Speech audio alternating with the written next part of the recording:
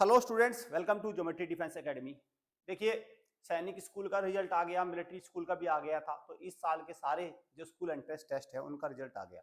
तो यहाँ पे मैं एक बहुत ही संवेदनशील बात जो होती है उस पर थोड़ी सी हम चर्चा करेंगे कि क्या है। आप थंबनेल देख ही रहे हैं कि जब बच्चे का सिलेक्शन नहीं होता तो पेरेंट्स पर क्या बीतती है। एक झलक है, एक झलक हम इसको बिल्कुल एकदम जो पेरेंट्स के थॉट्स है वो मैं लेके आया हूँ आपके सामने। और देखो, दुख होता है भाई, दुख होता है। देखो, जब भी बच्चा तैयारी करता है तो जो टीचर होते हैं उनको पढ़ाते हैं उनको भी दुख होता है, पेरेंट्स को सबसे ज़्यादा दुख होता है। और बच्चे को क्योंकि वो छोटा होता है उसको तो बहुत ज़्यादा दुख नहीं होता, लेकिन दुख उसको भी होता है। ठीक है, उसको भी कहीं ना कहीं, भले ही वो जाहिर ना करे, वो होता है। अब देखिए, यहाँ पे सबसे पहले मैं आपको दिखाऊंगा कि हमारे एक पेरेंट्स हैं। ठीक है, उन्होंने जो हमारे, वैसे तो बहुत सारे कमेंट आते हैं यूट्यूब पर, चैनल पर, तो उसमें से मैं एक कमेंट आपके सामने लेके आया और फिर उससे ही आप समझ सकते हैं कितनी पीड़ा हुई होगी, कितना दुख हुआ होगा पेरेंट को। ठीक है, चलिए, और उससे कुछ निष्कर्ष भी निकालेंगे। जैसे ये है संदीप पांडे। वैसे तो बहुत सारे आते हैं कमेंट, लेकिन हमने एक को लिया है क्योंकि मुझे इनका लगा, इनका दुख सबसे ज्यादा लगा और इनके दुख में मैं भी शामिल हो गया। देखिए, धंधा बना रखे हैं कोचिंग सेंटर, खोल खोल कर भोली भाली जनता को ठगने का सबसे अच्छा उपाय बना लिया है। कोचिंग सेंटर खोलकर खुद तो कुछ बन नहीं पाया, अब जनता को ठगना है। मैं भारतीय जनता से कहना चाहूंगा कि कोचिंग सेंटर वालों के चक्कर में नहीं पड़ना। यह सब अपना पॉकेट गर्म करते हैं। हम लोगों के पहले समय में दलाल होते थे, 10 लड़कों 15 लड़कों को नौकरी के नाम पर पैसे लेते थे, 2-4 उसमें से हो जाते थे तो बोलते थे हमने करा दिया। आज के टाइम में शिक्षा दलाल है। ये सभी, ये इस पेरेंट्स के अंदर से पीड़ा है।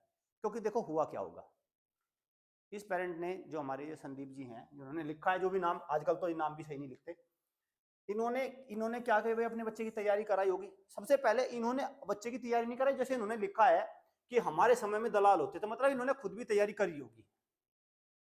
तो खुद तैयारी करी होगी तो किसी कारणवश इनका नहीं हुआ होगा सिलेक्शन, इनका आदमी जो भी इन्होंने नौकरी वगैरह की तैयारी करी होगी, नहीं हुआ होगा। तो क्योंकि इनका ये पुराना एक्सपीरियंस बोल रहा है कि उस टाइम में दलाल होते थे, फिर इन्होंने सोचा कि चलो मैं तो, मेरे से तो हुआ नहीं, मैं अपने बच्चे की तैयारी कराऊंगा। तो उसके लिए इन्होंने दो चीजें चुनी होगी, या तो किसी अकेडमी में भेजा होगा बच्चा, या खुद तैयारी कराई होगी। ठीक है, तो जब खुद तैयारी कराई होगी तो अब रिजल्ट आ गया, तो जाहिर सी बात है तभी इनकी ये पीड़ा निकल के आई है। अभी मैं एक कमेंट और दिखाऊंगा। हालांकि हमारी टीम से तो देखो, हम तो सपोर्ट करते, हम तुम्हारी पीड़ा को समझ सकते, ईश्वर तुम्हें साथ दे। ठीक है, ऐसी दुख की घड़ी में भाई भगवान साथ दे इनका, है ना। तो इन्होंने तैयारी कराई होगी, अब रिजल्ट शुरुआत में इन्होंने कह दिया होगा कि बच्चा, सब रिश्तेदार में सब में कह दिया होगा बच्चा सैनिक स्कूल की तैयारी कर रहा है और इस बार निकाल ले जाएगा। और ऐसे में अब क्या हुआ, उसके रह गए 120 नंबर, 130 नंबर। क्योंकि जब ये बच्चे, जिसने, क्योंकि हमारे जिस इस तरह की शॉर्ट पे कमेंट देते हैं तो 120-50 वालों की रेंज के लिए था जिस पे इन्होंने कमेंट दिया है, वो 120, तो 120-30 नंबर दिए थे। अब सब जगह बता दिया सैनिक स्कूल की तैयारी कर रहे हैं, तो एकदम से फिर फ्रस्ट्रेशन भी होती है। तो किस पे निकाले फ्रस्ट्रेशन, तो फिर भोली भाली जनता, दलाल, इस तरह की चीजें। अभी एक चीज मैं इनको और दिखाना चाहूंगा, बहुत ही सज्जन, मैं तो कहूंगा बिल्कुल, मुझे दुख इतना हुआ इनकी बात से सुनकर कि वास्तव में कितने दुखी होंगे। खैर भाई, मैं कहूंगा, कहना चाहूंगा इनसे, घबराना नहीं, कोई दिक्कत नहीं है, कोई टेंशन नहीं है। आपने अच्छी मेहनत कराई होगी बच्चे को, आपका बच्चा बिल्कुल आगे बढ़ेगा, आप इन चीजों को मत लो। ठीक है, अब दूसरा, जैसे हम कहते हैं कि भाई सैनिक स्कूल में बच्चा बढ़ के आगे बढ़ जाएगा, इनका भी बहुत अच्छा इन्होंने व्यू दिया है। हमें यह बताइए कि जो बच्चे सैनिक स्कूल में नहीं पढ़ेंगे उनका भविष्य नहीं बनेगा। यह आपकी कोचिंग सेंटर में नहीं पढ़ेंगे तो भविष्य नहीं बनेगा। APJ Abdul Kalam NDA selection से वापस आ गए थे तो नहीं हुआ क्या, उन्होंने संघर्ष छोड़ दिया। यार तुम लोग बकवास करते हो ऐसे जैसे, ठीक है। हमें सैनिक स्कूल के बच्चों, ये सबसे इंपॉर्टेंट देखा मैंने इनका, हमने सैनिक स्कूल के बच्चों को भी घूमते देखा है, मतलब सैनिक स्कूल के बच्चे भी धक्के खा रहे हैं। ठीक, देखो जब इन्होंने शुरुआत में तैयारी करा, क्योंकि देखो भाई ये जो जितने भी हमारे पेरेंट्स हैं वो उनके बच्चे सैनिक स्कूल की तैयारी करा रहे हैं, वो तभी तो हमसे जुड़े हैं। या जो बच्चा मान के चलो सिंगिंग में है, या जिसके पेरेंट्स का सिंगिंग है, डांसिंग है, वो तो हमसे नहीं जुड़ेंगे ना। जिन पेरेंट्स के बच्चों का रुझान सैनिक स्कूल की तैयारी में, वही तो जुड़े हैं। अब इन्होंने एक बात लिखी कि सैनिक स्कूल के बच्चे भी धक्के खा रहे हैं, बेरोजगार हो रहे हैं, खत्म हो गए, सब कुछ दलाल है, सब कुछ नहीं है, सैनिक स्कूल हाय हाय। और एक नहीं, जब ये रिजल्ट आया तब मेरे पास बहुत सारे पेरेंट्स, अरे सर सैनिक स्कूल ही नहीं हो गया, ऐसा क्या सैनिक स्कूल में पढ़ने के बाद बच्चा, बिल्कुल सही बात है, सैनिक स्कूल में तो बच्चा पढ़ने के बाद जरूरी नहीं है कामयाब होगा। लेकिन इससे पहले एक सवाल है, उससे पहले सवाल यह है कि आपने अपने बच्चे को, आपको ये बात भी पता है, आपने अपने बच्चे को सैनिक स्कूल की तैयारी तो कराई थी, ठीक है। जैसे इन्होंने लिख दिया कि अब्दुल कलाम सैनिक स्कूल छोड़कर आ गए थे, मतलब गए और उनके लिए लगा कि वो उससे कुछ ज्यादा कर सकते हैं, तो इसलिए वो वापस आ गए। ऐसा तो नहीं हुआ उनसे पेपर ही नहीं निकला, ऐसा तो नहीं हुआ उनकी लुटिया 120 नंबर पे ही डूब गई थी। अभी कुछ कहते हैं कि सर वो आपने 12th फेल मूवी नहीं देखी क्या? अरे 12th फेल मूवी में 12th फेल में मनोज शर्मा सर है, जो वो 12th में फेल हुए थे। कक्षा 5 के एग्जाम में वो 100 नंबर 200 नंबर ये 120 नंबर नहीं लेके आए। भाई समझो, मैं इसको बहुत ही उससे कहना चाहता हूं, देखो जिस बच्चे को माइनस प्लस नहीं आ रहा है, यार उसको 12th, उसको कोई सा दुनिया का कोई मोटिवेशन काम नहीं कर पाएगा। आप कितनी मूवी दिखा लो, कितनों के एग्जाम्पल गिनवा लो, अब्दुल कलाम का गिनवा लो, महात्मा गांधी का गिनवा लो, जिसकी मर्जी गिनवा लो, भाई पढ़ाई के क्षेत्र में वो नहीं निकल पाए। आपको यहाँ पे काम करना होगा। अब ये देखो, मैं कहता रहा हूँ, इनकी दुख की घड़ी में दुख इतना है, तैयारी करवाई, खुद भी करी, पहले खुद रह गए, पहले तो खुद नहीं कर पाए कुछ, ठीक है, खुद हो गए होंगे फेल एग्जाम में, अब एकदम से बच्चे को तैयारी करे, उसका भी नहीं हुआ, अकेडमी से जहां से भी तैयारी करे, और फिर इन्होंने भोली भाली जनता, ठग है, सैनिक स्कूल कुछ नहीं, बेकार घूमते धक्के खा रहे हैं सैनिक स्कूल के बच्चे, सब फ्लॉप है, बाहर से बच्चा क्या यूपीएससी टॉप नहीं करेगा? बाहर से करेगा। हम तो कह रहे हैं कि सीधे साधे स्कूल से भी बच्चा टॉप करता है, लेकिन सवाल सिर्फ घूम के एक आता है, परसेंटेज। अरे यार बच्चा तो, एक बात बताओ, बच्चा तो सरकारी स्कूल से भी पढ़ता ही है, हमारे देश के प्रधानमंत्री बने हैं, वो किसी सरकारी स्कूल से तो पढ़े होंगे, वो भी बने ही है। लेकिन जब आपके पास एक मौका है बच्चे को अच्छे स्कूल में भेजने का, तो वहां से रिजल्ट और अच्छा आएगा ना। तो मैं पेरेंट्स से ये कहना चाहता हूं, देखिए जब आपने बच्चे की तैयारी कराई, और तैयारी कराने के बाद यहाँ पे दो बातें हैं, देखो, वन इज सिलेक्शन हो गया, ठीक है, सिलेक्शन हो गया, और दूसरा नहीं हुआ, जैसे इनका नहीं हुआ, ठीक है, दो ही बातें हैं, इसके अलावा तो तीसरी नहीं है। सिलेक्शन हो गया, नहीं हुआ। भाई जिसका सिलेक्शन हो गया और जिसके बच्चे का सैनिक स्कूल में सिलेक्शन हो गया, वो या तो वहां भेजेगा, और वो यार वहां पे नहीं भेजेगा, और वो वहां पे नहीं भेजने के बाद उसको अगर अच्छा नहीं लगता, इसका मतलब वो ऊपर जाने की उसमें है, उसका मतलब उसके बच्चे के अंदर कैपेबिलिटी है। जैसे हमारे पास एक पहली साल बच्चे थे, 2-3 वो सैनिक स्कूल से आ गए, और उनके सैनिक स्कूल में गए, उन्होंने 2-3 महीने पढ़ाई करी, वहां से आ गए, इसका मतलब उन बच्चों के अंदर कैपेसिटी और ज्यादा है, वो और ज्यादा करना चाहते हैं, राइट, वो बिल्कुल सही कह रहे हैं, और उनको ये अधिकार है कि सर सैनिक स्कूल में हमें जो मिलना चाहिए था वो नहीं मिला, हम उससे बेहतर को डिजर्व करते हैं, ठीक है। अब जिनका नहीं हुआ उनकी कहानी सुनो, और देखो मेरा इसमें, मैं किसी को ह्यूमिलेट नहीं करना चाहता, या किसी को नहीं डिमोटिवेट नहीं करना चाहता। और हाँ चलो, ये डिमोटिवेट की बात बता दूं मैं, ये 105 वाले 110 वाले बड़े जल्दी डिमोटिवेट हो जाते हैं। भाई होना ही पड़ेगा तुम्हें डिमोटिवेट, क्योंकि तुम हो ही जाओगे, तुम अब नहीं तो 10वीं में डिमोटिवेट हो जाओगे, और किसी ना किसी के नाम लगाते रहोगे, किसी न किसी के नाम अपने फेलियर का चिट्ठा पतरा आप खोलते रहोगे। अब जैसे इन्होंने खोल दिया कोचिंग के दलाल, उनके नाम, सिलेक्शन नहीं हुआ, इस बात पे ध्यान नहीं देंगे कि क्यों नहीं हुआ, कहां कमजोरी रही, कहां कमी रही, इस बात पर इनका कोई ध्यान नहीं।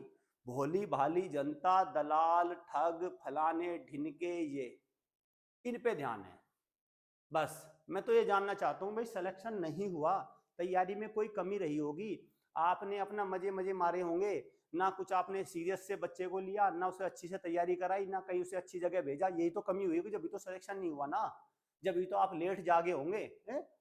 अरे आपको किसी कोचिंग एकेडमी भेजने की क्या जरूरत है, आप अपने घर बच्चे को पढ़ाओ, अच्छे से पढ़ाओ, उसको कराओ, उसका सिलेक्शन कराओ, और सिलेक्शन कराने के बाद जब उसके 260-70 नंबर आए तब बोलना हाँ भाई हाँ ये है, सही बात है कि नहीं। मैं कोई गलत तो नहीं कह रहा हूँ भाई, बताओ मैं कोई गलत कह रहा हूँ क्या। तो जब सिलेक्शन नहीं होता इस तरह की फ्रस्ट्रेशन ये निकल के आती है, इसमें मुझे दुख भी होता है, और कई बार इन पे इस तरह के नादान पेरेंट्स पे मुझे तरस भी आता है। क्यों? क्योंकि अपनी काम चोरी, विफलता, आलस, और अपनी जो वो कहते हैं ना इनएक्सपीरियंस, पता सता कुछ है नहीं, उसका सारा का सारा ये ठीकरा किसी दूसरे के नाम बढ़ना चाहते हैं बस। अब उसमें ये किसी भी हद तक जा सकते हैं, ये सैनिक स्कूल जैसी संस्था को भी खत्म बता सकते हैं। ये बताते हैं सैनिक स्कूल के बच्चे हमने घूमते देखे।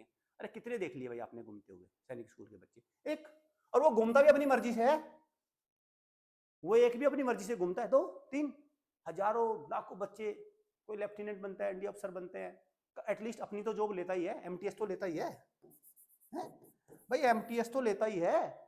मैं तो इससे नीचे नहीं आ रहा हूँ, एमटीएस तो ले ही जाता है, अपना कोई काम धंधा तो कर ही लेता है, 7 साल पढ़ के आता है, डिसिप्लिन तो सीख ही लेता है कि नहीं है। अब अब इस सारी चीजों का पिटारा खोले किस पे? दोबारा देख लो, देखो कितने अच्छे, कितना बढ़िया धंधा बना रखे हैं, कोचिंग सेंटर खोल खोल कर। मत बनने दो धंधा। अगर आप ढंग से इसकी तैयारी करा लो बच्चे की, तो आज इसके 120 नंबर ना आते हैं जो आपने दे दिए, ठीक, 110 नंबर ना आते। अभी भी टाइम है, अब फिर से कोशिश करो, कोशिश करने के बाद बच्चे को तैयारी करो, इसकी कमियों पे काम करो। सैनिक स्कूल का एग्जाम को मैं हमेशा ये कहता हूं कि ये आपकी सबसे पहला एग्जाम है बच्चों के जीवन का, जो उनकी असलियत, उनकी पोल पट्टी उनके सामने रख देता है, पेरेंट्स के सामने। अब इसमें दो तरह के पेरेंट्स होते हैं, एक तो उसको स्वीकार कर लेते हैं, वो कहते हैं हाँ सर हमें पता चल गया कमियों पे, अब हमें यहाँ करना है। हमारी ऐसे भी पेरेंट्स से बात करते हैं होती है, वो कहते हैं कि सर मुझे लग रहा था मेरा बच्चा मैथ्स में ठीक है, लेकिन मुझे पता चल गया कमजोर है, अब मैं इस पर काम करूंगा और मैं इसका रिजल्ट ला के दूंगा, तो हमें बहुत खुशी होती है। और ये देखो पुराने जमाने में ऐसा होता था, मैं भोली भाली जनता से कहना चाहूंगा, अरे भोली भाली जनता से सबसे भोले तो तुम हो भाई, तुमसे भोला नादान यहाँ कोई नहीं है। कौन है भाई तुमसे नादान? 10-15 लड़कों को नौकरी मिल जाती थी, ये मिल जाती थी, छोड़ दो। कितने नंबर है तुम्हारे बच्चे के यार? 100, 120। सबसे बड़ी नादानी तो तुम करो किसको? कोई तुमसे पैसे नहीं ले रहा भाई, घर बैठ के अपना कराओ तैयारी बच्चे को, और ला के दो उसके 270, 280 नंबर, बच्चे को कराओ उसको टॉप, बस। किसी भी फील्ड में छोड़ दो पढ़ाई। आए तो थे तुम सैनिक स्कूल की तैयारी कराने, शुरुआत में था कि मैं पेपर को उड़ा दूंगा, शुरुआत में बना दिया होगा, रिश्तेदारों में सब जगह फैला दिया होगा कि मेरा बच्चा तो सैनिक स्कूल का देखना इस बार क्या करेगा, और एकदम से स्कोर कार्ड आया, ऊपर का नीचे, नीचे का नीचे रह गया, बस बस। अब ये भी नहीं बता सकता एनएसएस में जा रहा है, क्योंकि एनएसएस में आपको पता ही पहले ही दुर्गति खराब है, पहले ही मिट्टी पड़ी थे। एनएसएस कहेगा तो रिश्तेदार कोई समझदार सा हुआ, पढ़ा लिखा सा हुआ, तुरंत ही बता देगा एनएसएस मतलब नकली सैनिक स्कूल। फिर क्या रहेगा? फिर सारी होशियारी मार रखी रह जाएगी। तो चारों तरफ से अब ये उस तरह के कुल मिला के ये दुख में आ गया। खैर टेंशन मत लो भाई, मैं तुम्हें ये कहना चाहूंगा कोई दिक्कत नहीं है, बस अपनी विफलता का ठीकरा अपने सर पे रखो। टोकरा, जो विफलता का टोकरा है ना, इसको अपने सर रखो, इसको दूसरे के सर मत रखो, अकेडमीज के इनके सर मत रखो, ठीक है? अपने सर रखो और इस पे काम करो बस। और यहाँ है दूसरी, देखो सैनिक स्कूल के बच्चे भी हमने घूमते देखे हैं। सैनिक स्कूल के बच्चे तुमने एक देखा है घूमते, हजारों हमने देखे अफसर बनते हुए, तुम्हें तो वो एक दिखेगा ना, तुम्हें एक ही नजर आएगा, इसके अलावा तुम्हें कोई नजर नहीं आएगा भाई, क्योंकि तुम एक तो तुम खुद घूम रहे थे, और एक दूसरा तुम अपने बच्चे को सही से तैयार नहीं कराए, उसको घुमाने की पूरी कोशिश में हो तुम।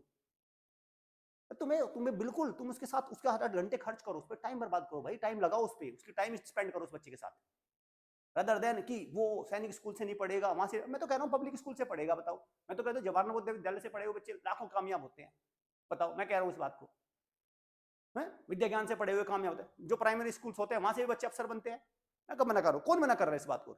इस बात को कोई मना नहीं कर रहा है, लेकिन ये कि सैनिक स्कूल में नहीं पढ़ेगा, वो नहीं हो जाएगा, ये वो, फिलहाल सच्चाई ये है कि तुमने अपने बच्चे की तैयारी कराई, 1 साल पूरी दम लगाया, और गए सैनिक स्कूल के पेपर में लेके, और नंबर लाया बच्चा 120, ठीक। कुल मिला के पूरी साल तुम गप्पे लड़ाते रह गए, बातें बनाते रह गए, और मैं हाथ जोड़ के तुमसे विनती करता हूँ भाई सभी पेरेंट्स से, प्लीज इसको अपनी एक बेइज्जती महसूस मत किया करो जब सैनिक स्कूल के पेपर में नंबर नहीं आते। इसको अपना एक जो आईना है उसको वो मान के चलो, और जो एक्चुअल स्थिति है बच्चे की वो निकल जाती है इस पेपर से।